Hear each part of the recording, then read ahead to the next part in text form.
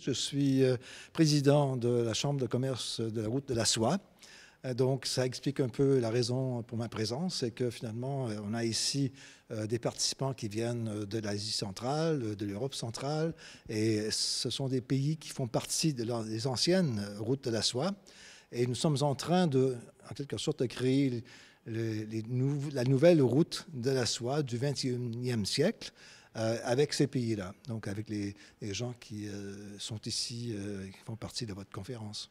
C'est un lieu finalement de rencontre qui est idéal dans ce sens-là, encore une fois, à cause de la concentration sur cette région durant ce forum, et puis avec aussi la riche gamme finalement de participants qui sont venus de tous ces pays.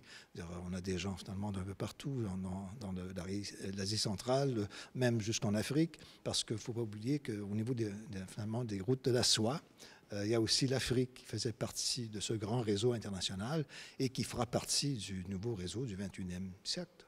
Je pense que ça renforce un petit peu le thème de la conférence Grand Montana, dans le sens que cette région de la route de la soie, donc qui s'étend de l'Europe jusqu'à l'Afrique, en passant par tous les pays asiatiques, Europe centrale et tout ça, est appelée à devenir une région névralgique essentielle pour l'avenir.